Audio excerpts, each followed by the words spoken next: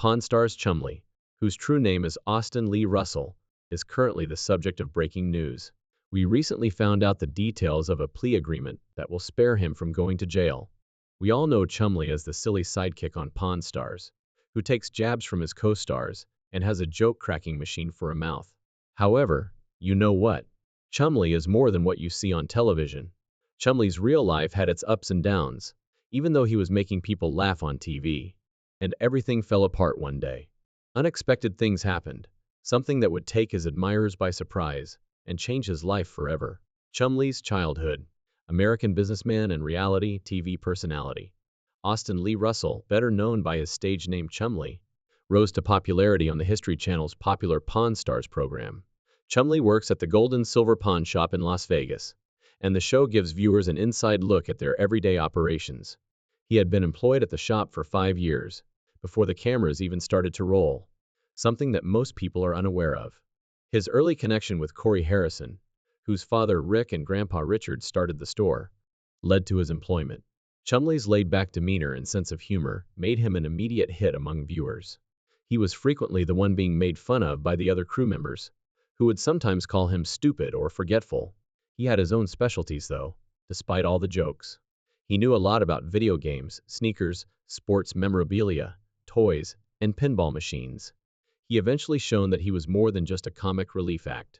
Even his coworkers were occasionally surprised by his keen sense of style.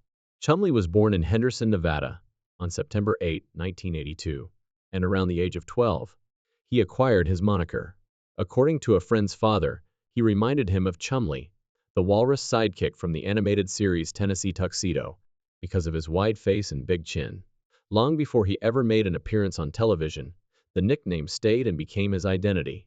Growing up, Chumlee had been close to Corey Harrison, whose family operated the famous pawn store. He started working at the shop at the age of 21, doing a variety of jobs like product testing, heavy lifting, and creating tickets for clients to purchase. At the time, he had no idea that his job would eventually make him a reality TV star. As soon as Pawn Stars began filming in July 2009, Chumlee's quirky personality made him a memorable character. Rick, Corey, and everyone else were often making fun of him, and he was often portrayed as the guy who did silly things. On occasion, he was even called the store's village idiot. Chumlee, however, told us that everyone had a tendency to condemn him too hastily, and simply accepted it all. In one episode, he even shocked Corey by revealing his extensive knowledge of pinball machines, proving that he wasn't as uninformed as everyone thought. Chumlee's celebrity skyrocketed as a result of the show's success. He became the show's star because of how much his fans loved him. He used his newfound fame to launch his own business and sell novelty items with his name and face. In order for the pawn shop to handle the volume of orders, he sold half of his company to Rick Harrison in 2010 for $155. Because his items were so successful, people loved him so much that his sales later outstripped those of the other cast members. The appeal of Chumlee extended well beyond Pawn Stars. He even appeared as a guest star alongside Rick and Corey in the I Lost My Head in Vegas episode of First Carly. It was a nice approach to introduce him to a younger audience and demonstrate that he was more than just a reality show star. Chumlee expanded his business ventures in May 2017 when he opened Chumlee's Candy on the Boulevard, a confectionery situated right across the street from the pawn shop. Fans were able to stop by and pick up some snacks while perusing a store owned by their favorite Pawn Star personality, which was a clever strategy. Chumlee's journey from an ordinary pawn shop employee to a TV personality and businessman is quite remarkable. He may have started off as the jester who made fun of big stars, but he proved that he had the ability and business sense to take use of his notoriety and turn it into a reality. The private life of Chumlee. Chumlee is more than just jokes and pawning rare items.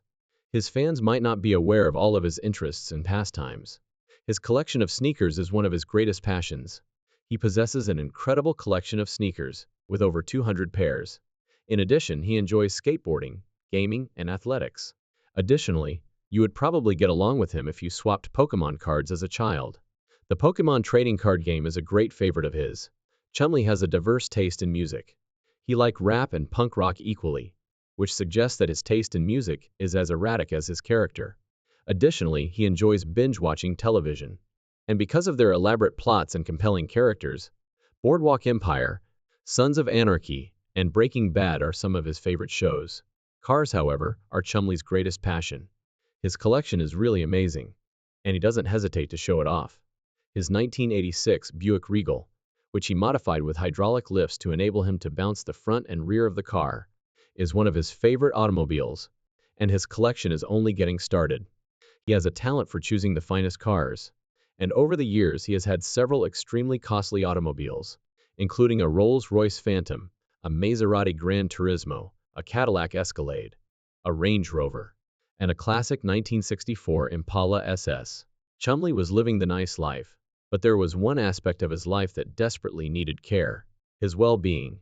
He struggled with his weight for years, but in 2013 he underwent a significant transformation. Chumlee was inspired to take better care of himself after his father passed away at the age of 54 from pancreatic cancer. He started going to the gym 6 days a week, cutting out red meat, eating more veggies, and drinking fresh juice. His hard work paid off. In less than a year, he shed 75 pounds. Furthermore, he saw weight loss as more than just a matter of appearance. In fact, it allowed him to accomplish things he had previously been unable to do, like ride a hovercraft he had previously bought in Pawn Stars. Prior to his weight decrease, he was too heavy to ride the hovercraft because of its limited weight capacity. As a result, he was able to finally appreciate his acquisition after dropping those additional pounds. But it wasn't easy to keep the weight off. He started to gain it back throughout the years, and by January 2019, he weighed 350 pounds. Chumlee decided to get gastric sleeve surgery because he knew he needed a long-term solution. His stomach shrank as a result of the operation, which helped him control his portion sizes and reduce his weight. And it was successful. He shed an incredible 160 pounds by October 2021. Chumlee's life has been filled with highs and lows, but what really makes his narrative so gripping is his ability to keep going and adapt when needed. He is always finding new ways to enjoy life and push himself to achieve more, whether it is through shoe collection, driving his fancy cars, or concentrating on his fitness. Everything about Pawn Stars. One of the shows that really took off on reality TV was Pawn Stars, which offered a unique inside view at a pawn shop in Las Vegas. The show, which airs on the History Channel, focuses on the day-to-day operations of the renowned gold and silver pawn shop, a family-run enterprise that was founded in 1989.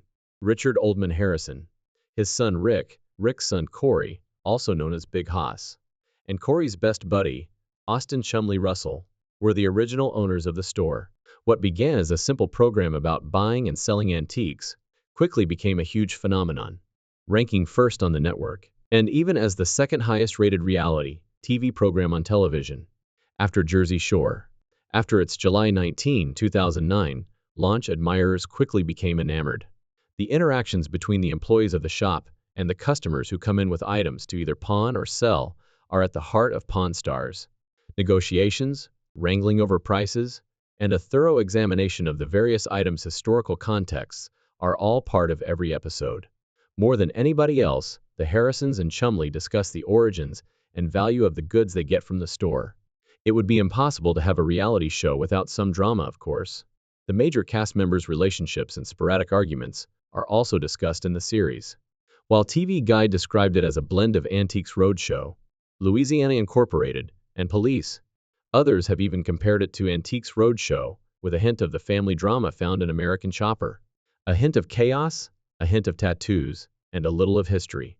The quantity of professionals who visit Pawn Stars frequently to perform appraisals is one of the things that makes them unique. Some of them even had their own spin-off series since they got so well known.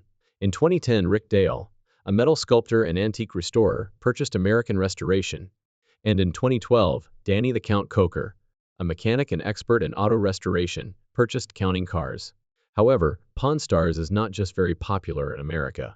With broadcasts in 150 countries and translations into 38 languages, it has grown to become a global phenomenon. Colby Gaines and Brent Montgomery of Left Field Pictures came up with the idea for the show after becoming fascinated by the pawn shops in Las Vegas. They came into the gold and silver pawn shop in 2008 while searching for a family-run business to use as the backdrop for a reality show, kilometers away from the Strip. Interestingly, Rick Harrison has failed to sell a TV show on the site for 4 years. The store has previously been featured on Insomniac with David in 2003, and a PBS program in 2001. At first, HBO found the idea intriguing, but they were looking for something akin to Taxi Cab Confessions, a late-night peek inside the store. The History Channel later purchased the concept, after it was transformed into a family-friendly show.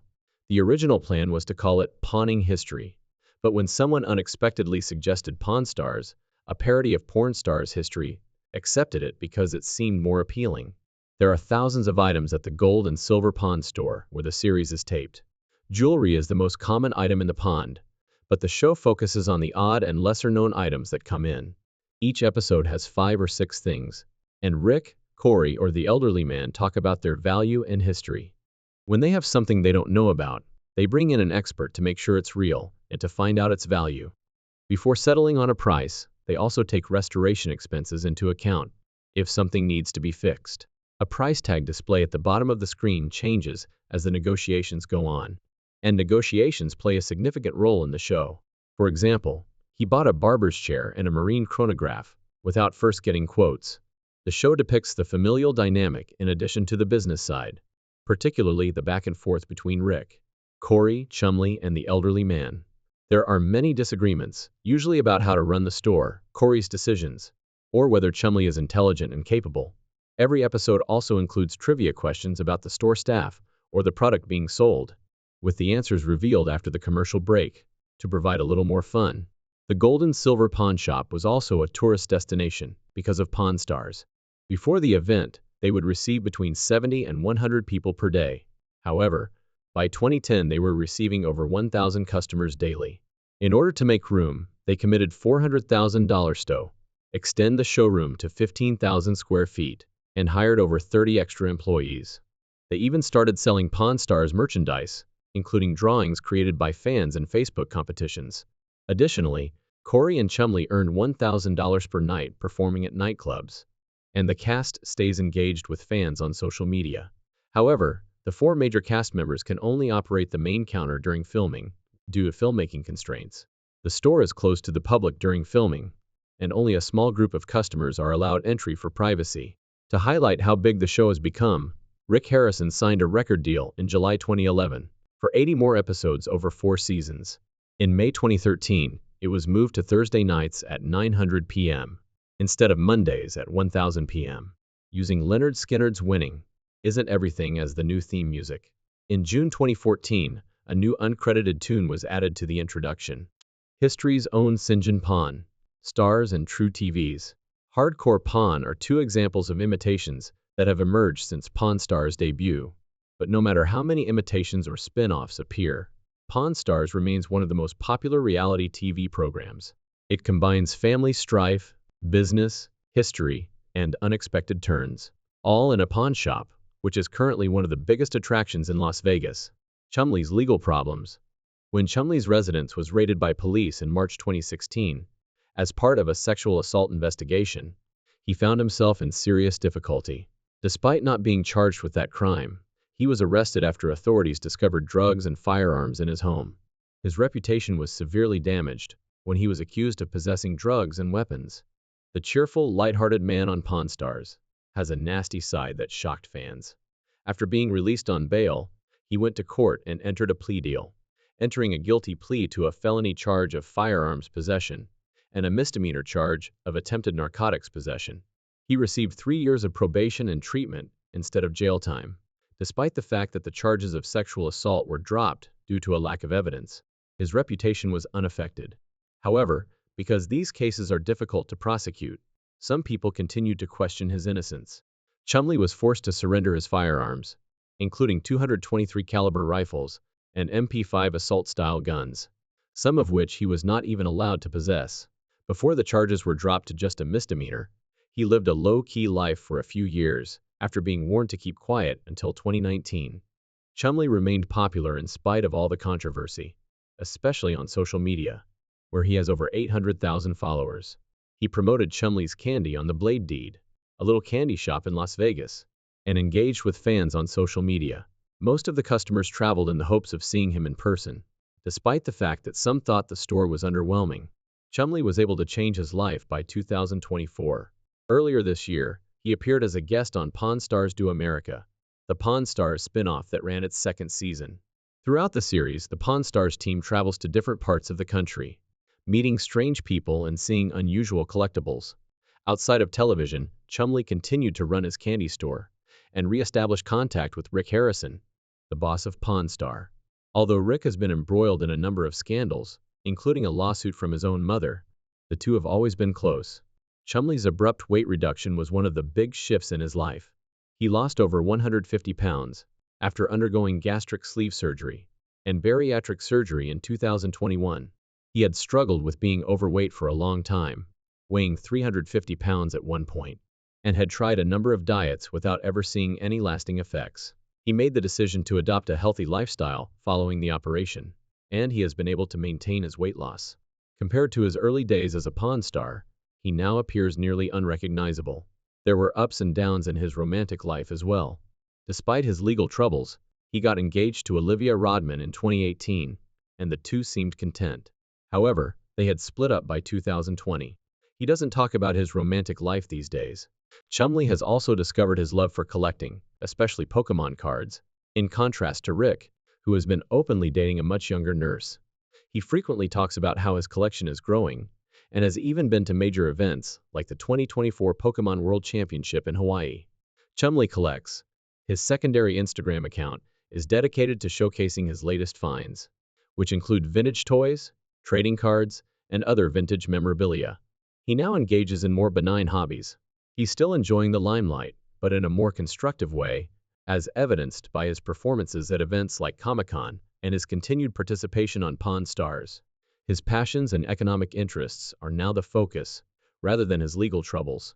Mixed reviews and success for Pawn Stars. The History Channel's top-rated program by January 2011 was Pawn Stars, a big hit. 7 million people watched the episode that aired on January 24, 2011, making it the network's most watched program at the time. The show was so successful that, in 2011, it had the second highest rating of any reality television program, trailing only Jersey Shore, which had a rating of 7.6 million people watched. The New York Times even found in a 2016 study that rural Kukians were the show's biggest fans. Despite the fact that many people liked Pawn Stars, critics and fans had mixed feelings about it. In his DVD review of the first season, Christopher Long praised the show's entertaining ensemble and the fascinating historical context of the items on display. He even referred to it as the best show on the History Channel, and possibly the best on cable, calling it addictive. Columnist Rob Moynihan of TV Guide described it as one of the guilty pleasures, proving that even though the show had a touch of reality TV, it was hard to avoid. Not everybody was excited, but April McIntyre of Monsters and Critics found it difficult to see past her own negative perceptions of pawn shops, which influenced how she perceived the program. She didn't like the comedy, especially when it came at the expense of Richard Harrison, the family patriarch, but she did admit it was kind of a fun antiques roadshow. In addition, she criticized Corey Harrison's girth, which had little to do with the program itself. However, she acknowledged that the show had potential if it cleaned up some of these areas. USA. Today's Gary Strauss took a more balanced stance.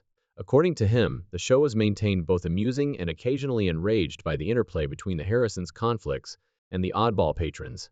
Even more succinctly, People magazine described it as Antiques Roadshow, with neon and a lot more tattoos.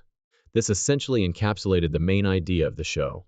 Its tone was more dramatic, edgy, and flashy than traditional reality TV, even yet it taught viewers about history.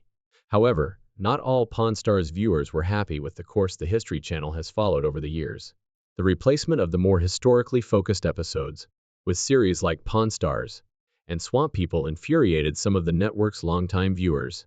They believed that history was forsaking its legacy by substituting spectacular reality television for instructional content. Real pawn shop proprietors also criticized the series. They admitted that it was entertaining to watch, but they felt it gave a misleading idea of the true nature of the pawn industry. The majority of pawn shops don't actually deal with rare, expensive collectibles on a daily basis. Instead, the average client is someone who is struggling to pay their expenses and is pawning commonplace items like jewelry, tools, and electronics. According to Corey Grigson and Charles Brown, owners of the satirically named Pawn Stars Pawn Store, Their typical loans range from as little as $50 to $100. Additionally, they clarified that most pawn shops do not employ outside specialists to rate items, unlike on the show. Instead, they make use of their own research, expertise, and sources. Despite some of the criticism, Pawn Stars was a popular culture and was even parodied in many ways. The Hanson brothers from the ice hockey film Slapshot appeared in a comedic skit at the June 2011 NHL Awards in Las Vegas when they tried to pawn the Stanley Cup to Rick Harrison at the Gold and Silver Pawn Shop. Pawn Stars was already a huge success in 2011. History's decision to take things to the next level should therefore not have come as a surprise. In same year, they developed the Facebook game Pawn Stars, which lets people experience what it's like to run their own pawn shop. The game was a fantastic continuation of the show, allowing players to buy, sell, and trade virtual things exactly like the guys at the Gold and Silver Pawn Shop. Rick Harrison's book, Licensed Pawn, Deals, Steals, and My Life at the Gold and Silver, was released that same year.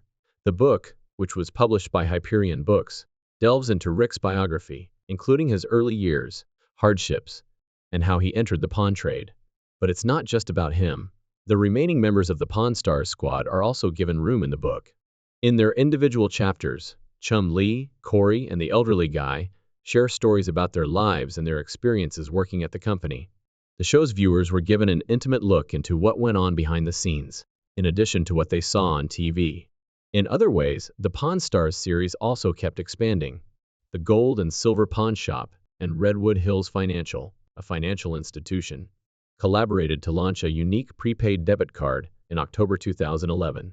It was the limited edition Gold and Silver Pawn Store, with a modern cash prepaid MasterCard.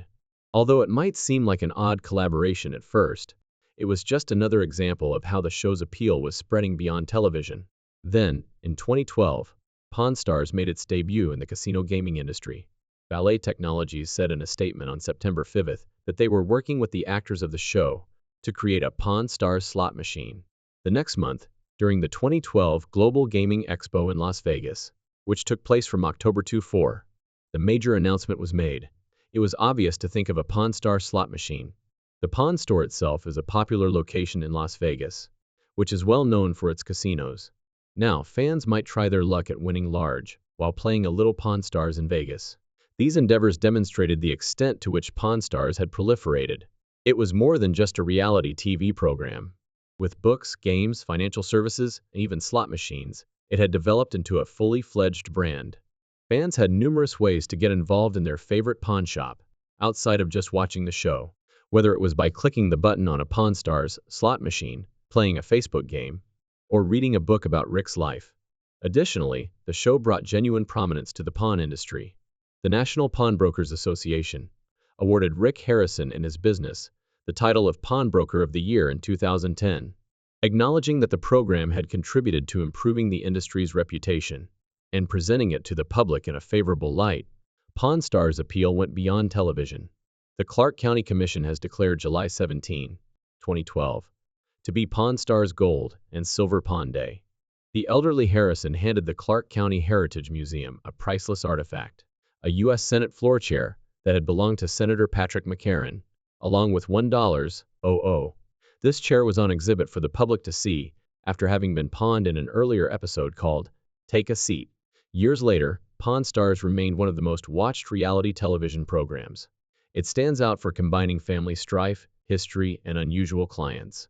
Furthermore, despite some criticism, its impact on pop culture and the pawn industry was enormous. One of the primary characters on the reality television program, Pawn Stars, which chronicles the daily operations of the Gold and Silver Pawn Shop in Las Vegas, is Austin Lee Russell, also known as Chumlee. His easygoing demeanor and humorous actions have captured the attention of audiences worldwide. However, away from the limelight of television, Chumlee has experienced significant legal issues that have impacted both his private and public lives. Chumlee took a plea deal to lessen the severity of the potential punishments. After realizing how severe these allegations were, he entered a guilty plea to a misdemeanor of attempted narcotics possession and a felony firearms violation. He avoided going to jail thanks to the agreement, which earned him 3 years of probation and mandatory treatment. Chumlee had to deal with these legal troubles, which was very different from his TV character. The incident served as a sobering reminder of the complexities that anyone, especially those in the spotlight, might face behind the scenes. Chumlee has continued to work with Pawn Stars in spite of these obstacles, trying to get past his legal issues and focus on his role in the game. It's critical to realize that public figures like Chumlee typically face personal issues away from the spotlight. Even though his legal issues were a significant distraction from his life on TV, they also serve as a reminder that everyone has difficulties and may be saved. For more updates on your favorite TV series and reality stars, remember to like and subscribe to the channel if you enjoyed this video. To ensure you never miss the most recent news, press the notification bell. We appreciate your time and hope to see you at the next one.